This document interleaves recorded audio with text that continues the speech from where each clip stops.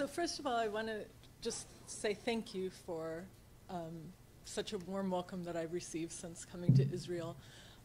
And I've had a wonderful opportunity to meet some of Donnie's students, and I hope to meet more of you today. Oh, am I not? I'm trying to stand still. Okay.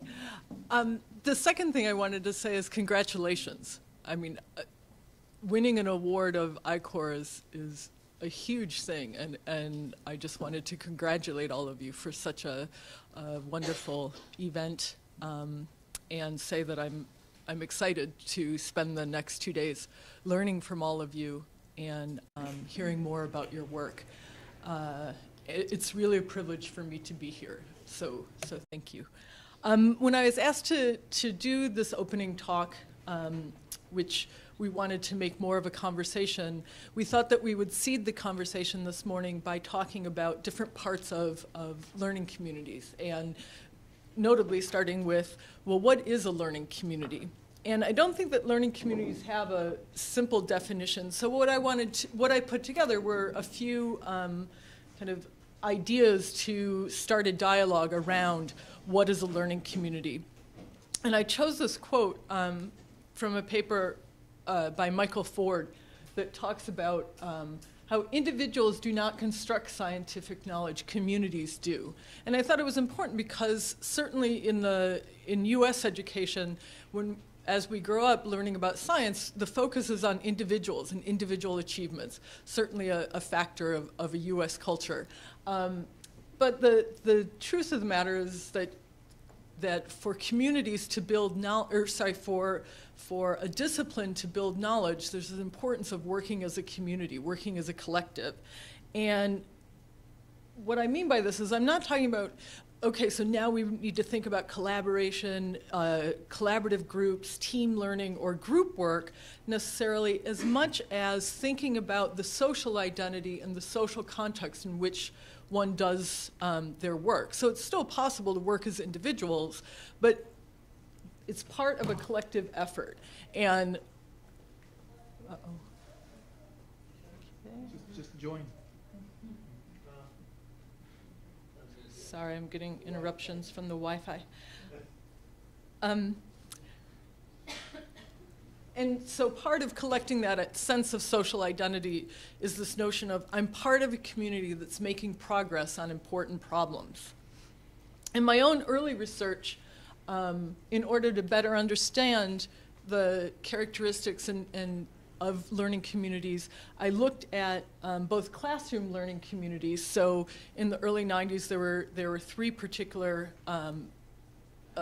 learning models that were being used in classrooms across the US, and one being Scardamelli and Bereiter's knowledge building communities, the other Anne Brown and Joe Campione's fostering communities of learners, and Maggie Lampert's mathematics classrooms.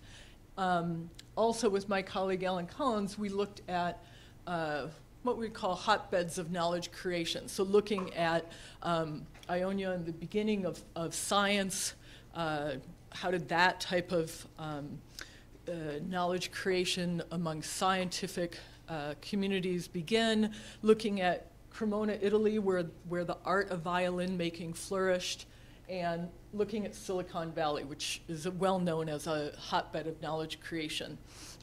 In terms of the common characteristics between these two, before I say a minute, one thing that struck me when I was making this slide is that you, as a links community, are also looking at existing communities, ambient communities, and kind of designed communities. So I think there's a parallel here, and certainly in our own research, we found it very useful to be looking at different facets of different communities. The comparison and contrast is a really powerful method. So one way of capturing what was similar between and I have to apologize. In my slides, there's different audiences that I've talked to. So the language switches a little bit from learning communities, community of learners, and knowledge building communities. But I mean basically the same thing in each, even though if we were to get down to a scholarly argument, I can give you distinctions among them. But just so when you see COLs in classroom, that's community of learners or learning communities. So in terms of thinking about, well, what's similar between the knowledge creating communities we were looking at in the world, these knowledge creation hotbeds, and what we were seeing in classrooms, Skardamel and Bereiter actually caught it in this quote of, although the achievements may differ, the process of knowledge building is the same across the trajectory running from early childhood to the most advanced levels of theorizing, invention, and design. So we're immersed in this culture of theorizing, invention, and design, and the similarities are, even though we might involve younger children in different types of activities, that there's a family resemblance between these two. And the types of common characteristics that the early research uncovered is simply captured, again, in this list, which I'll return to. But immersion, really being immersed in a culture that values diversity among ideas and experimenting with new approaches. Having multiple perspectives, but then processes of synthesis. People who are specializing and really going deep and yet having interaction among the research that's going on. Coming into cognitive conflict, which some of the earlier speakers mentioned, this issue of particularly the Dean of Education, this idea of coming into conflict, but moving that into dialectical interactions and really understanding how to work through toward resolution. Also, what's common among the learning communities work, both in the classrooms and in the world, is this notion of mechanisms for sharing, and that the ideas are kept public and available. So ideas are able to be built on by others, and there's a push in the community to continually improve that knowledge. So it's not a conserving community that sticks with what's known, but instead pushing further and trying to extend the boundaries of knowledge. This approach, as Donnie said, is central within learning sciences research, because the learning sciences points to this problem with the view of education by transmission. So this focus on transferring knowledge to individual learners, and instead looking at education through the lens of sociocultural processes. So learning occurring through enculturation, where the norms and practices are modeled and supported in the surrounding context. And when Yael gave her introduction, she talked about kind of the basic assumption, which fits very well, of the links group, which fits very well with this kind of central perspective in the learning sciences. I was also trying to think of another way to get across the notion of learning communities, and I tried to do it through a visualization, but I'm not a graphic artist, so I'll have to ask your forgiveness in this, and we'll see if this helps or harms. But I was trying to contrast it to another model that people often say, when I talk about learning communities, sometimes people go, oh, do you mean project-based learning? So I wanted to contrast that a little bit, and I'm talking about a very basic model of project-based learning. There's more elaborated senses, but the idea of often in project-based learning, what you do is you have groups, and again, this is a nice model that challenges that individual transfer of knowledge, because it's trying to make visible to people and in their practice the idea of working together on a difficult problem through working on this project, working over a period of time and coming through to a product. So it's a very important way of structuring learning, where people are coming together, they're learning from each other, and creating through a process, making that process visible, working toward a product. And typically toward the end of a project-based learning cycle, each group then shares with the whole class. And here I've kind of structured it in terms of classroom-based learning. But we could also see that this is often how we run conferences also. So academic conferences are often not run as a learning community, but more a place where people come, they've done their work, and they share the products of their work. And there's a lot of value in that. We learn a lot from looking at the end products. What's often hidden is what the path was along the way. And also, people still tend to say, okay, so that's that group's project. So there's a sense of individual ownership, not that the members of a conference go away saying, oh, that's our knowledge, even though in a sense, if you're part of a disciplinary community, you do walk away with a sense of knowledge that exists for us to build off of. So that's where the metaphor breaks down a little bit. But so I hope that this is clear. Again, pardon my graphics.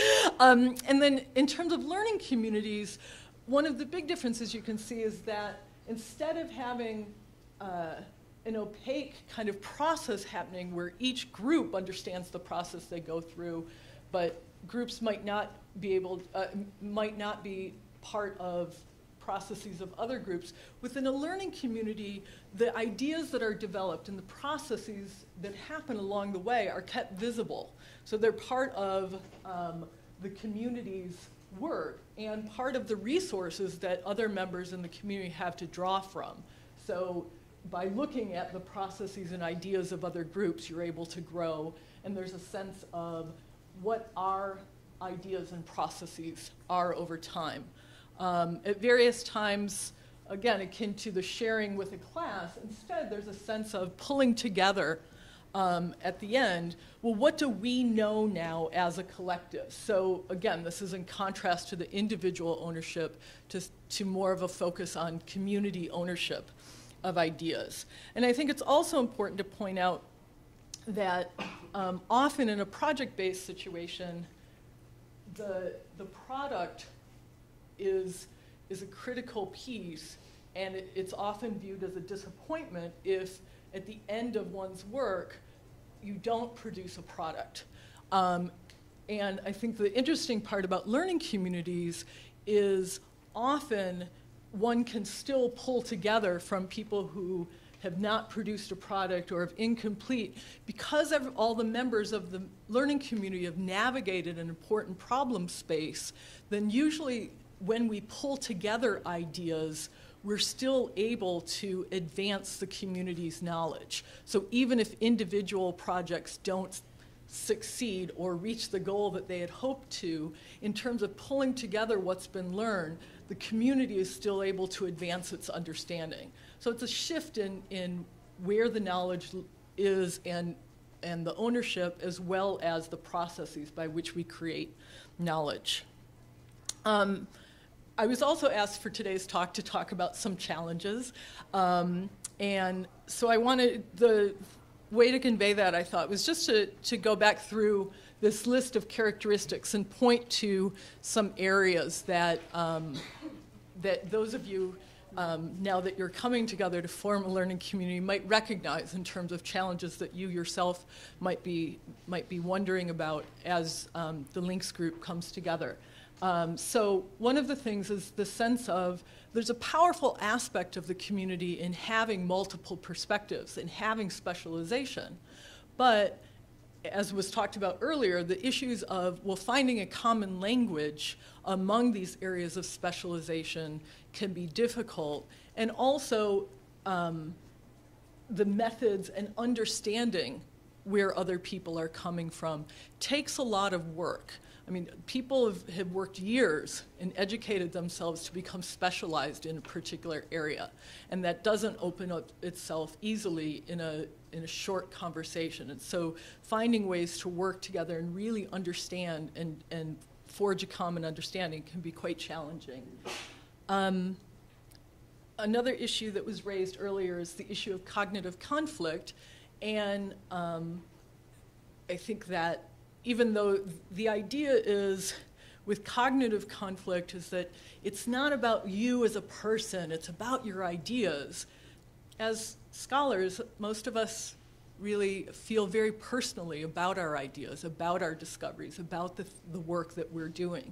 And so these types of conflicts can really lead to emotional challenges, issues that are raised, and feelings of not being understood by others. And so I think that it's really critical within a community that's really trying to embrace this sense of cognitive conflict to find ways to be sensitive to these issues and mechanisms to allow healthy sharing of ideas. So I circled then the mechanisms for sharing just to say that creating such mechanisms can be itself a challenge.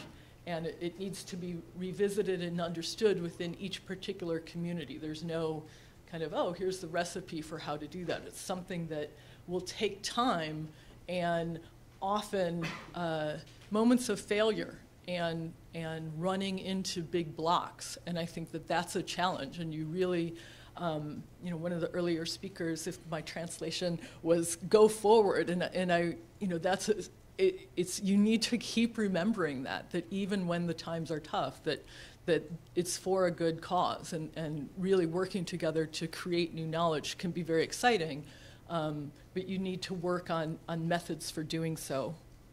And again, it's also critical to keep ideas public. Oh, sorry, and I see that I put a little note there, which is an issue that people need to talk about in these types of communities, issues of intellectual property. I mean, oftentimes we're taught within our scholarly work to not share ideas until they're published, and to be careful of working and you know, embracing each other's ideas and what that might mean. And so there's a piece here in terms of culture building and what that means for intellectual property. And then also this push by the community to continually improve means that as people work very hard on something and they create something, there's this sense of celebration and this, yes, you know, I've worked so hard to get there. And yet what the community needs to do then is to critique that and to point out the problems with that milestone that's just been made. And I think that leads to certain tensions. And again, I think it's critical to find ways within a community to have that be part of a healthy process, as opposed to a destructive or ways that keep the community from going forward. I just wanted to end with quickly a sense of one example of means of supporting the creation of learning communities. And the example that I give may or may not be relevant to your own personal work, in terms of it's grounded in my own research in creating learning communities in K-12 school settings, as well as university settings. But I think that some of the ideas, even if that's not neither of those are domains that you work in, I think that some of the ideas will be relevant, and I'll try to generalize them also a little bit more when Donnie and I talk about, in our interview, more about creating this learning community and thinking about the links work. So the challenge in creating learning communities in classrooms and undergraduate settings in the context I've worked in is that you're talking about creating a particular culture, but this is not the culture that tends to exist in classroom settings. And most classrooms within that I've worked in, both in the US, Canada, and Singapore, which are the three main countries I've worked in, as well as in Latin America, in Colombia, and particularly the Bogota school district, these classrooms are really based much more on a traditional frontal teaching approach. And this is, I was trying to emphasize, this is true in K-12 classrooms, undergrad.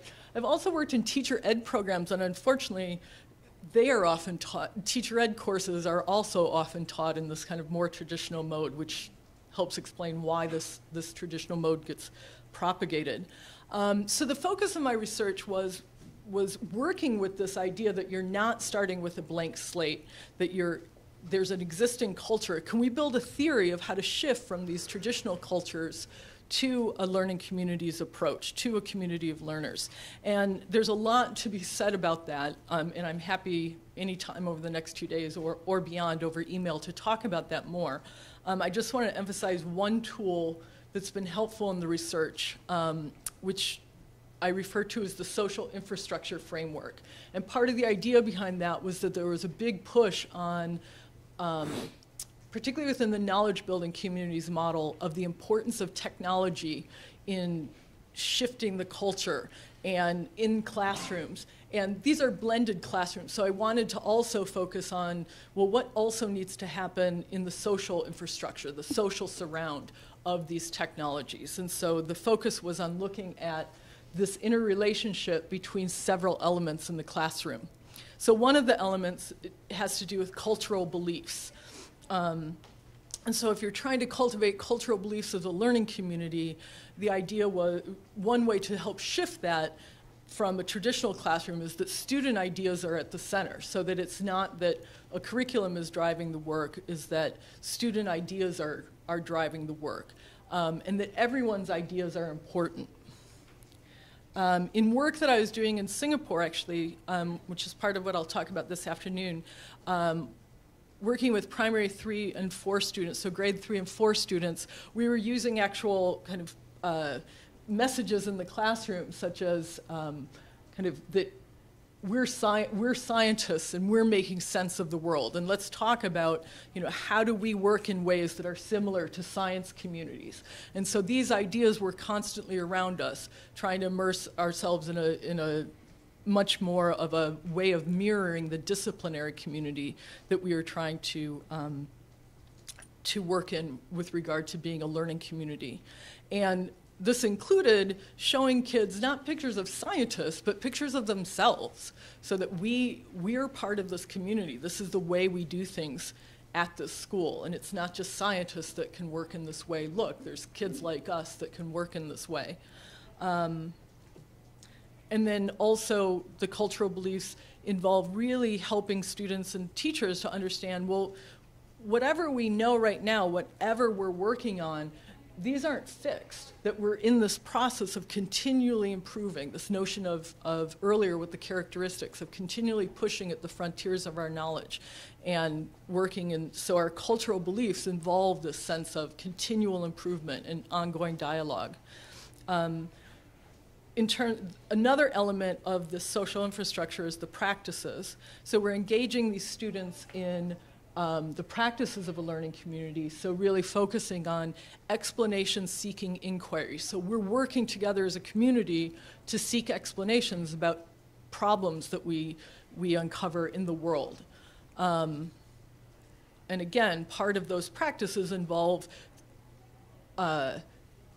things like gathering evidence or critiquing and synthesizing ideas as a way of progressively improving our ideas. I'm not going to talk about this now, but one of the central practices that we tend to talk about is really learning to play the epistemic games of a community. And the main game within Scartameli and Bereiter's knowledge-building communities, which is one of the models that I have worked with, is a sense of a progressive improvement game where you're working on a problem together. People are generating initial ideas and questions. They're creating new information in different ways, either through investigative work or exchanging ideas with others, and then working to improve those ideas and going through a cycle and pulling together what the community knows as it goes along. So I'm going to talk a little bit more about epistemic games this afternoon. As well as thinking about the student learning practices and working in classrooms, it's also critical to think about the pedagogical practices of the teacher. So this is one of our teachers really working with modeling for children. How can we use resources to look for evidence? So how can we use what the Ministry of Education has given us as a curriculum and instead treat it as a resource toward investigating our ideas and looking for evidence or ways of advancing our understanding. If you look at the work of Maggie Lampert, she has a lot of what she calls pedagogical moves. And so one well-known is explaining what someone else is saying or revoicing as a pedagogical practice that helps to build students' abilities to interact and share ideas in a healthy way within the classroom. Other practices might involve,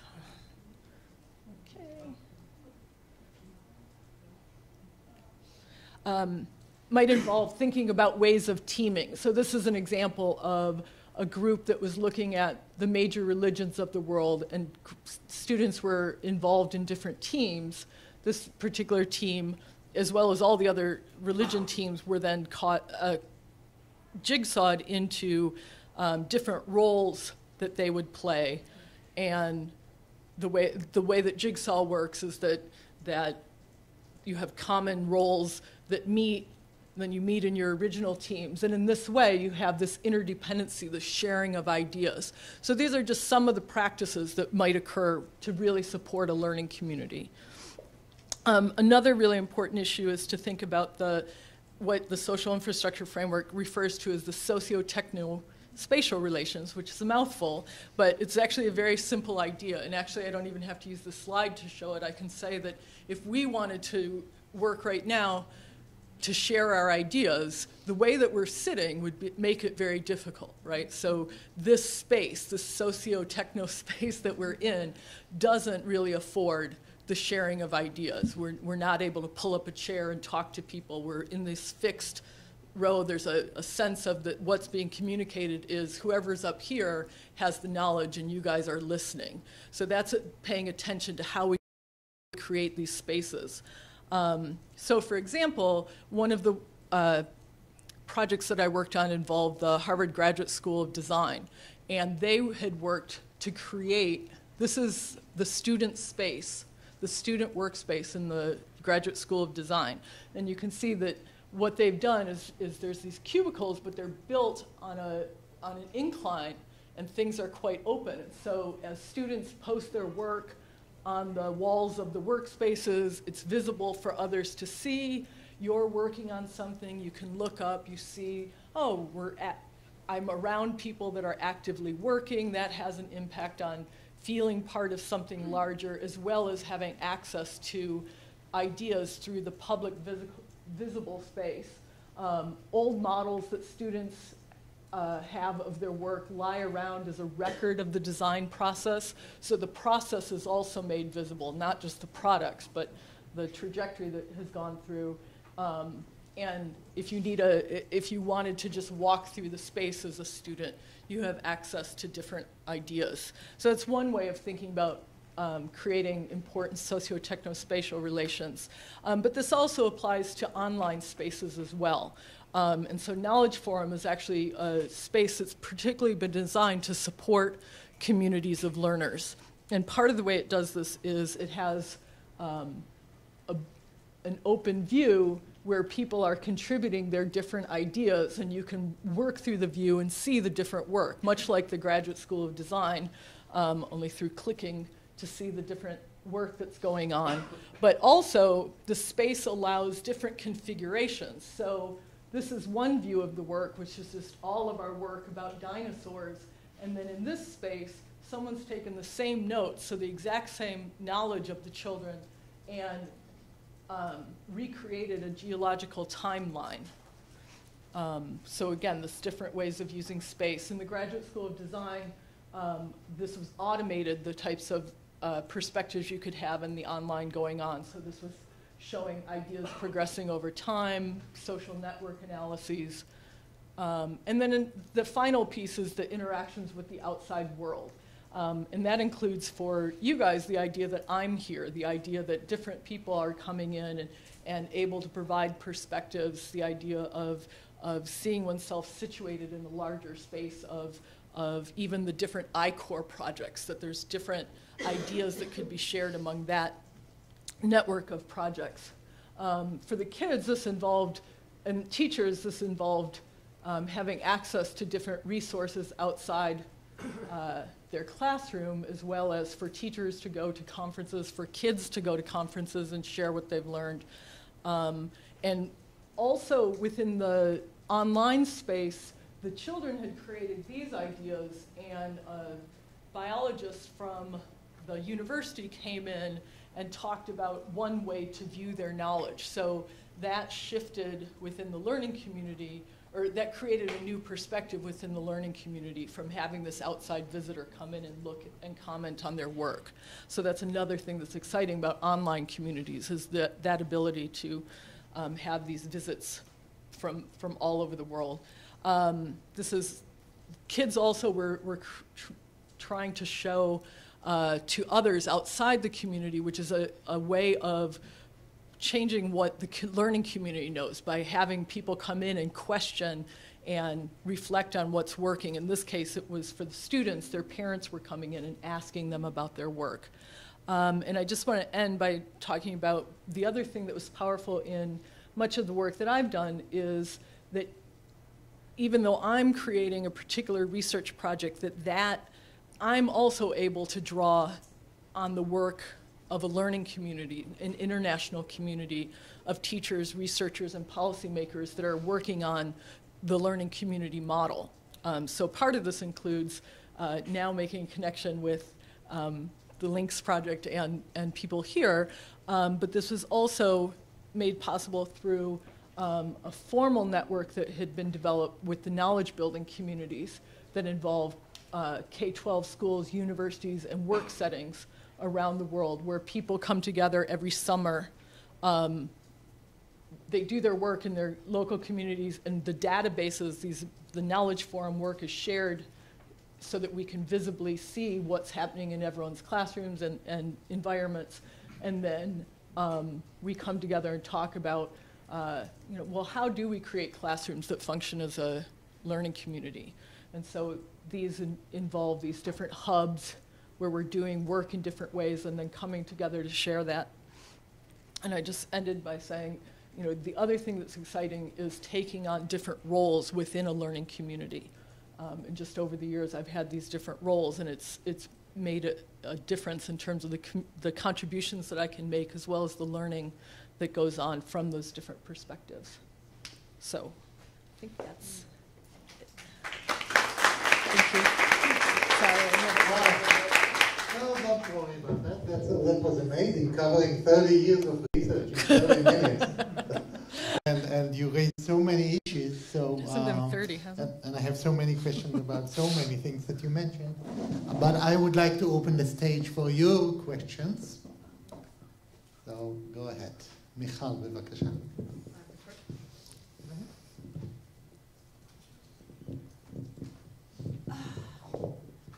Thank you for a lot of ideas. Yeah, I just finished writing, so I'm not stable yet. What I always have in mind is, where is the subject matter in all that? I mean, you've mentioned, for example, Maggie Lampert, which is the one who is most close to the mathematics research, mathematics education research that I'm doing.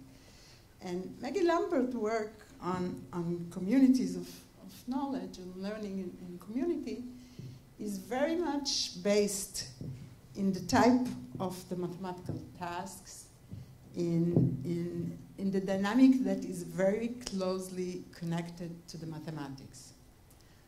On the other hand, all the ideas that you had presented, at least in the very short time that you had, looked as if it is the same envelope or the same recipes that fit any subject matter. And I'm sitting here and need some more elaboration in this regard. Where is the subject? Sure. I think that's a terrific question, and part of it is the nature of the work, where in doing, what's the best way to do this?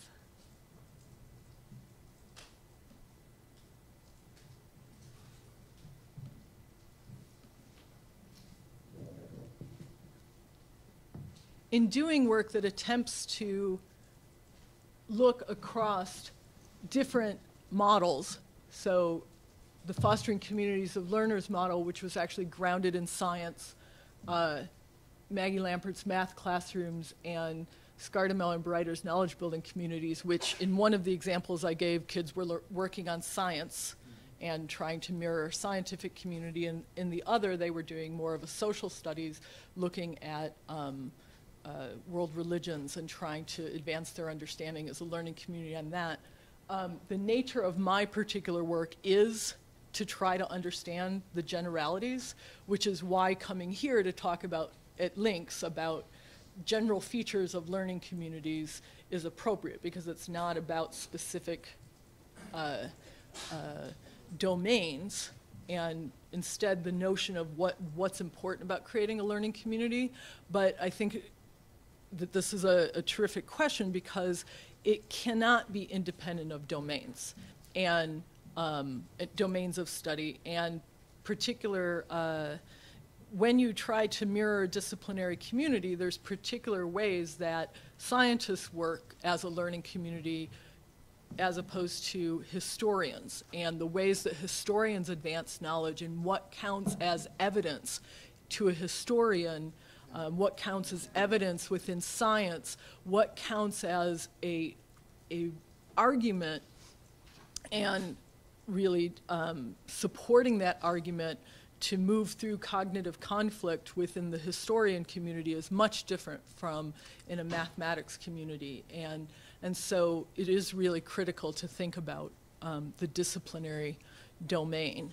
So at the same time, it's interesting because in one of the things I heard in the introduction is the sense of, I think that Yael said, an amalgamation of interdisciplinary. And so that also is, well, what does that mean? What does it mean in terms of interdisciplinary? And that's why I was saying that it might be appropriate for me to come and talk about this more general approach from the standpoint of then comparing, well, what does it mean in particular disciplines? What does it mean as we build an interdisciplinary framework? And I don't think you want to lose anything. At the same time, I think that it's through those comparisons and contrasts that you'll start to really build a deeper understanding of that. So, Niva, bevakasha. So I guess this is along the lines of Michal's question, but not from the perspective of the subject matter, but from a different perspective. It seems like this is a very exciting description of the learning environment where you say every idea counts, right? One of the challenges I think that we are facing is how to teach ourselves and others that not every idea counts. Sometimes there are ideas that we need that are in conflict. We need to create some ways of resolving conflicts between different analytical frameworks and as you mentioned, we need to develop ideas about what counts as evidence, what counts as knowledge, and often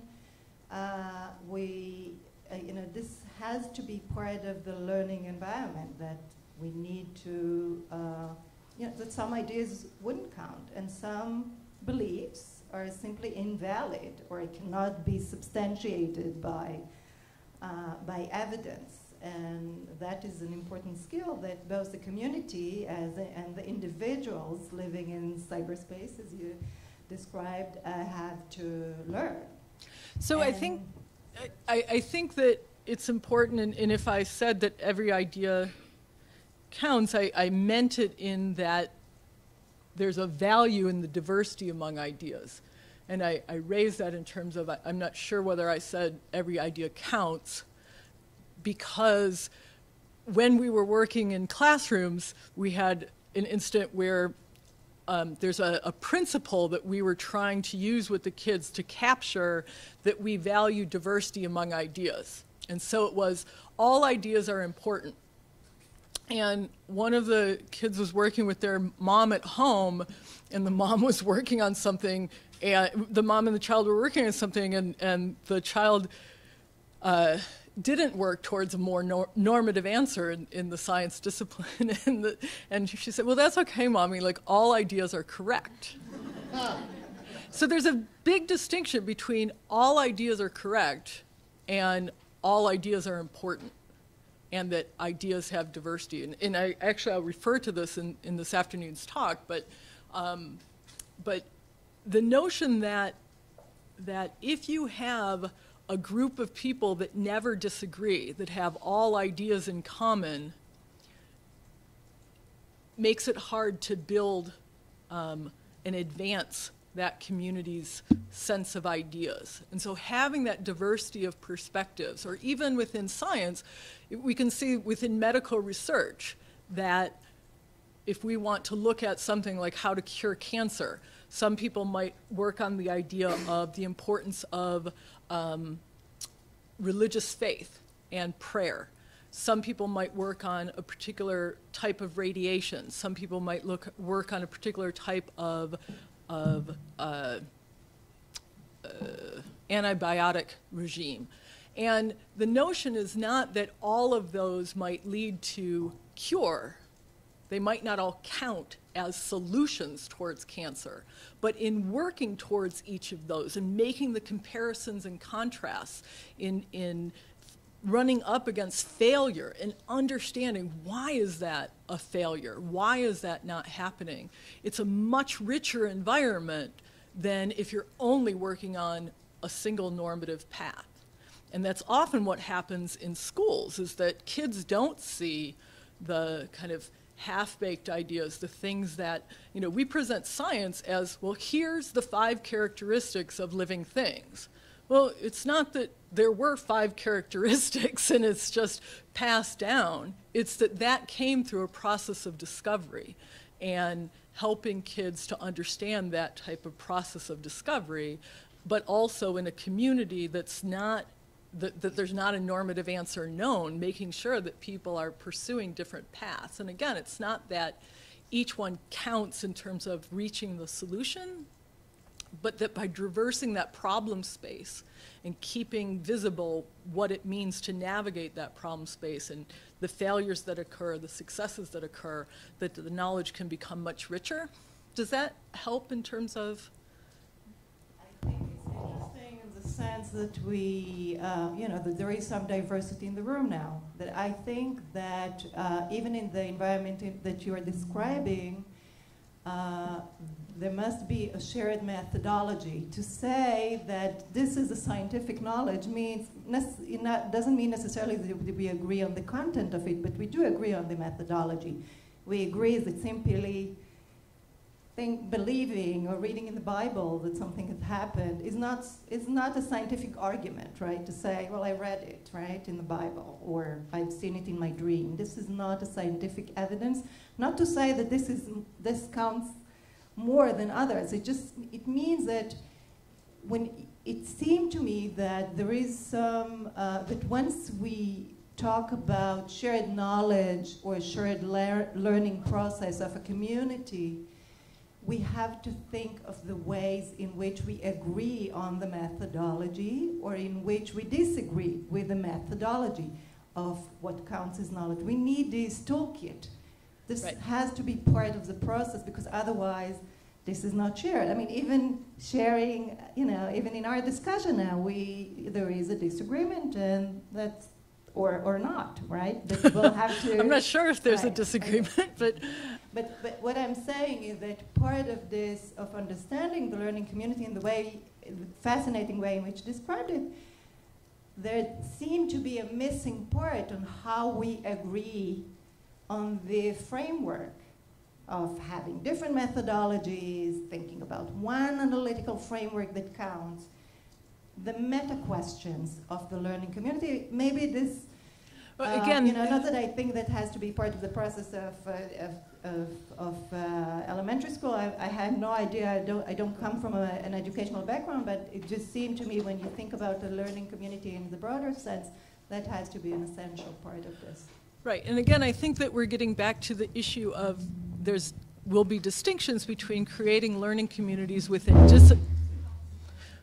disciplines in which there are established methodologies. And so when we work with the children in the creating a learning community in science, they're becoming enculturated into existing practices and methodologies that have been refined over years and years of what it means to make a scientific argument, what it means to advance knowledge in science, right? So in terms of the methodology, there's already a preordained agreement about the methods that we'll be using as a learning community, because what we're trying to do is mirror another disciplinary community, which is the scientific community. So that's a different thing than what I think you're talking about, which is when we're working within the links community, that you're creating an interdisciplinary, the sense of, like I said, what Yael talked about is this amalgamation, this interdisciplinary. And so the issue there is what will be the methodology? What is agreed upon? Will there be a plurality which might exist, because it's not that there's an amalgamated methodology, there's instead a sense of diversity of methods as well, which needs to be explored, or will there be an amalgamated method? And in your case, you're not adopting an existing methodology. If you come to that amalgamated method, that will be something unique to links that you as a community have created as the links methodology.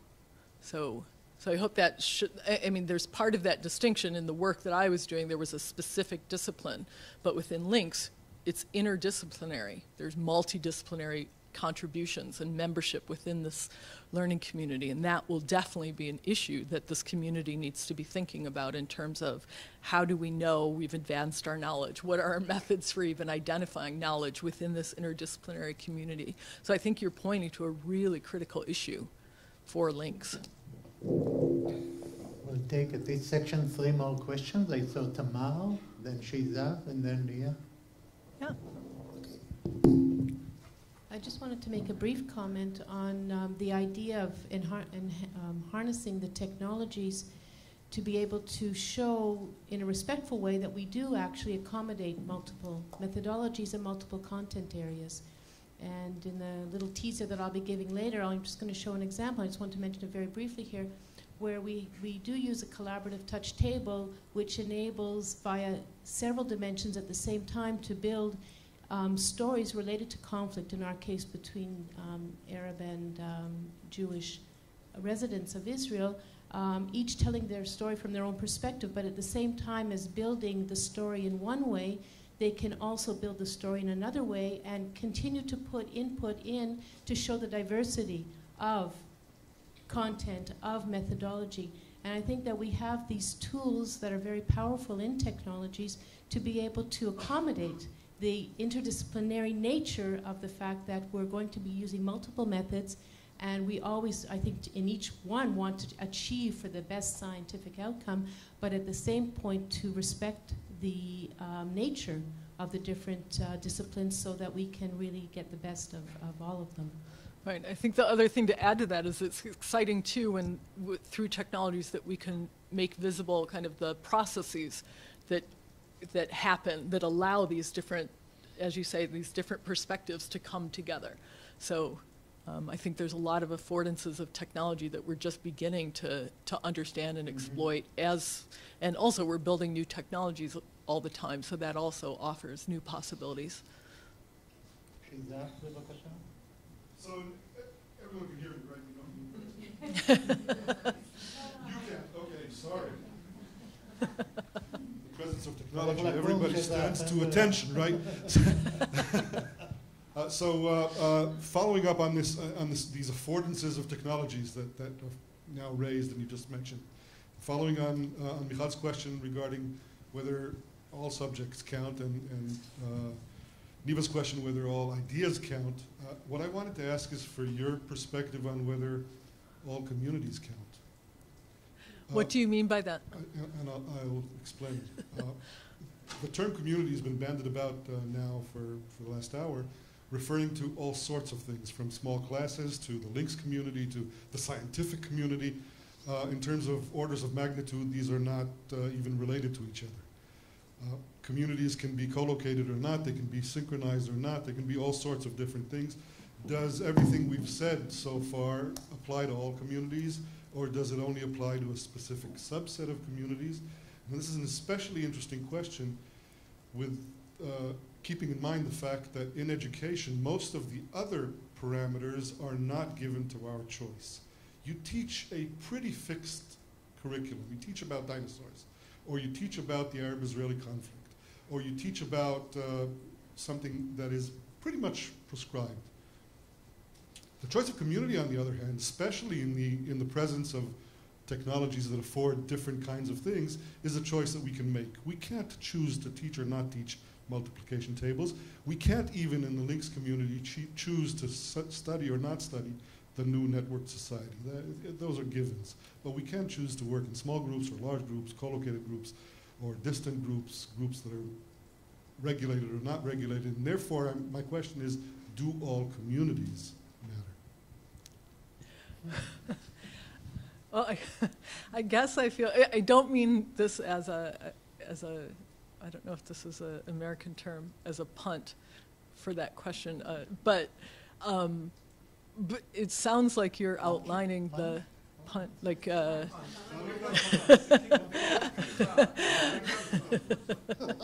but it sounds like you're outlining part of the research agenda of links, right? Like looking at ambient communities, looking at things where things are not fixed, looking at where it's not even specific that we need to stay together as a community in this online space, and classroom communities or other design spaces. So, which I think is probably the only way to answer that question really, is to say, like, those are the empirical questions that we need to answer in terms of thinking about these issues.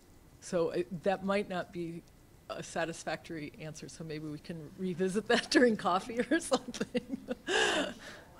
Just the beginning. Yeah, you'll be the last of this section. But it was a compliment, meaning that I think that the questions that you're raising are just really critical ones. So my question has to do with the differentiation between the community knowledge and individual grading. Because when you talk about the kindergarten through 12th grade, each of these kids is going to come out of their class and step into the world on his own, with his own grade from whatever that class is. So if we've got advancing the community's knowledge, how does that serve each individual, and how do we put a number grade or letter grade for each kid or for each student?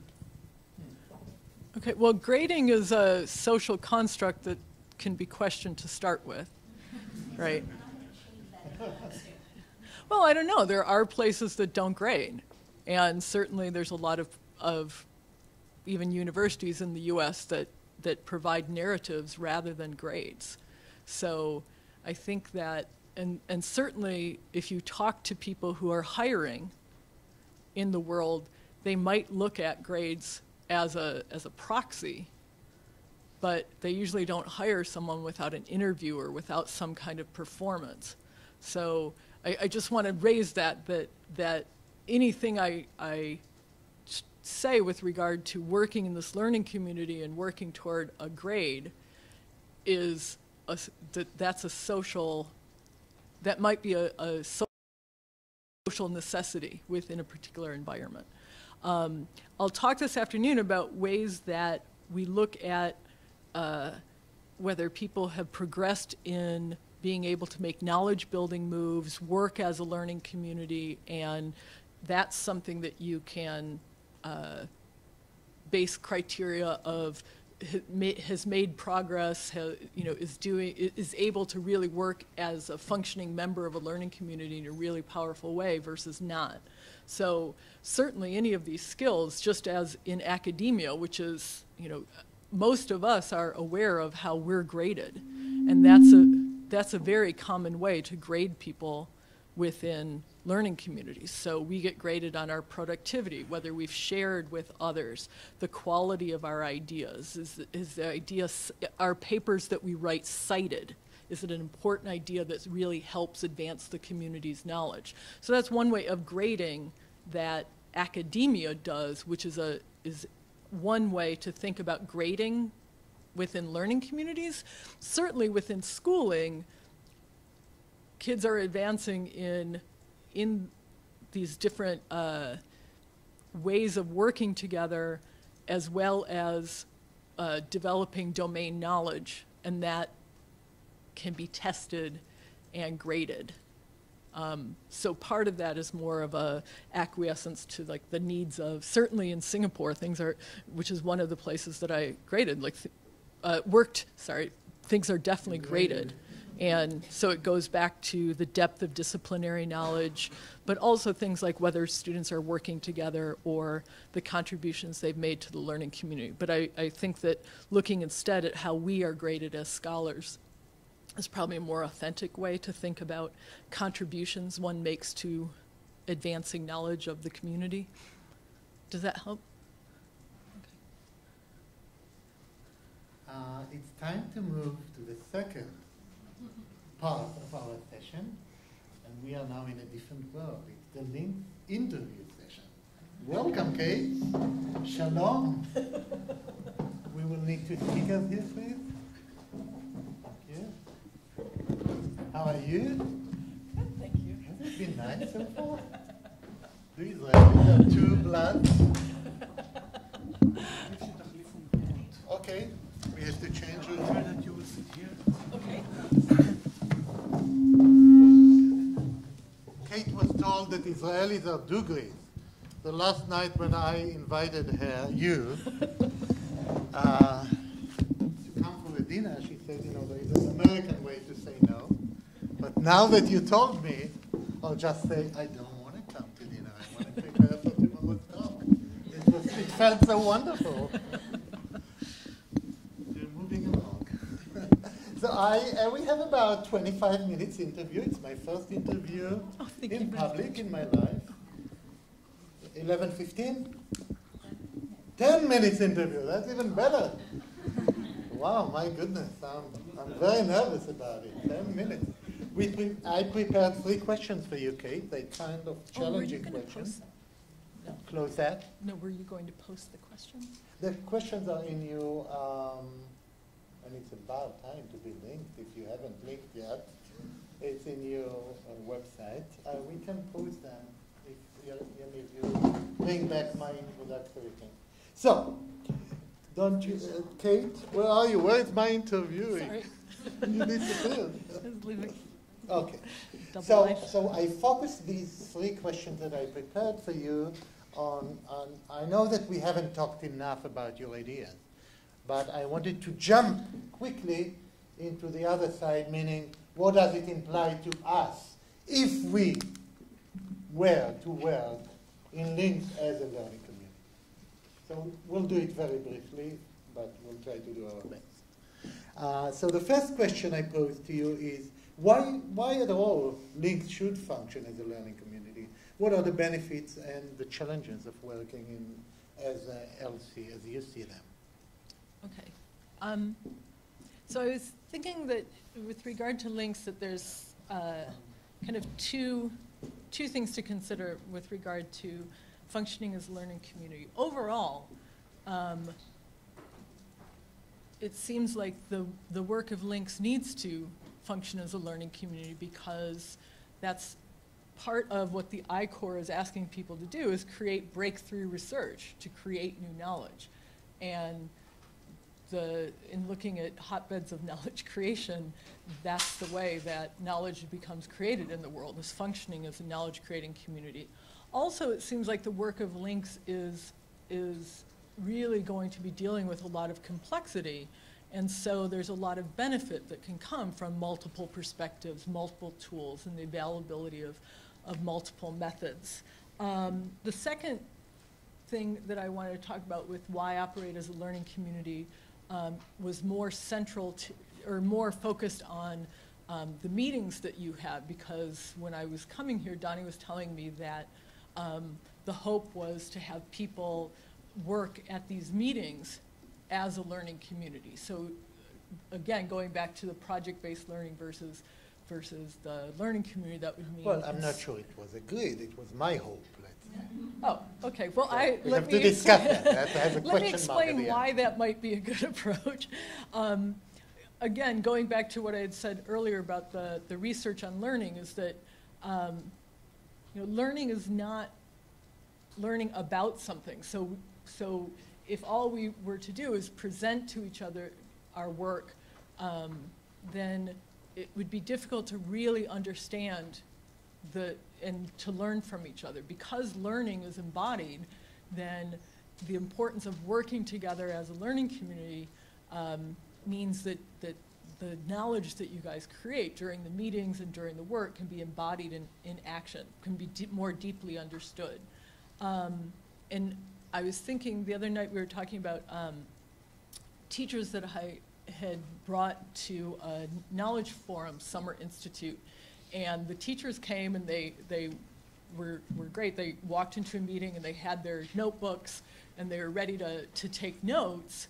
And the conversation was about classroom learning. And so everyone turned to the teachers and said, well, great, you know, we're so lucky to have you here. You have so much to share.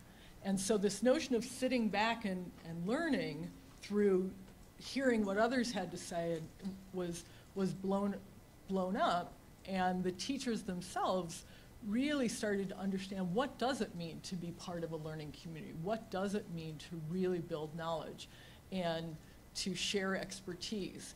And they said that they learned so much more than they would have had they been taking notes, that they were really co-constructing with others and really fighting about ideas in a very powerful way, as well as getting insights. And that also then impacted their ability to go back and work with kids as a learning community. And I think that's true of most people that attend the knowledge building summer institutes, that they're run more as workshops. And then the other thing that I was thinking about challenges was, there's obviously, I talked about technical issues and different challenges that are possible, but I was thinking about this when Danny was up here earlier going, okay, everybody leave your comfort zone, and I want you to talk and exchange, and you know, there's this entreaty to really kind of engage with others. But this notion of leaving your comfort zone is a huge challenge of creating a learning community.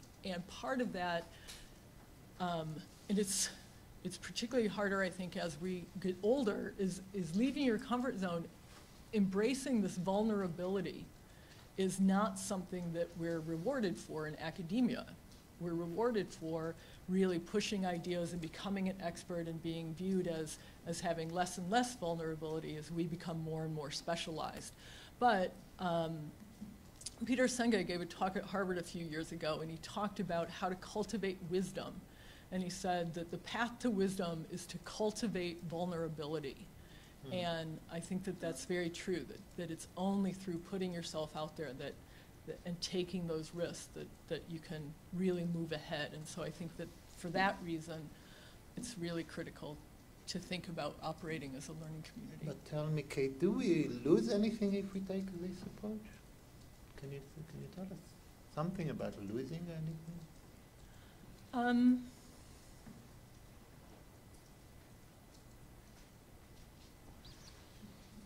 Tough one. I would say that most people that I've worked with, when they talk about change, but not necessarily a sense of loss, except for one thing that gets lost, and that is simplicity. So, I mean, you really, in working in this way, but I think you guys already lost simplicity when you got awarded the Links grant, so you're already there. I think you lose simplicity. You lose this sense of, okay, so this is how we do things. To, should this be how we're doing things? Is this the best way? Is this going to deal with the phenomenon that we're working with? And I guess that relates also to this sense of vulnerability. It's comfortable to have a simpler set of phenomenon to deal with, to have cultivated expertise in an area where you're becoming quite competent in that area. And what Links does is throws you into complexity in a way that, yes, you might feel like you have lost some things, but I think that,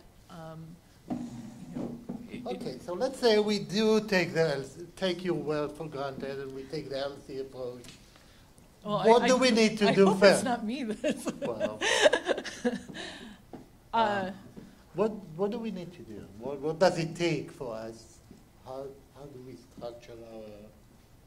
Well, I think we've seen seeds of this in the conversation today. I mean, certainly the issue of what does it mean in terms of the methodologies we'll use.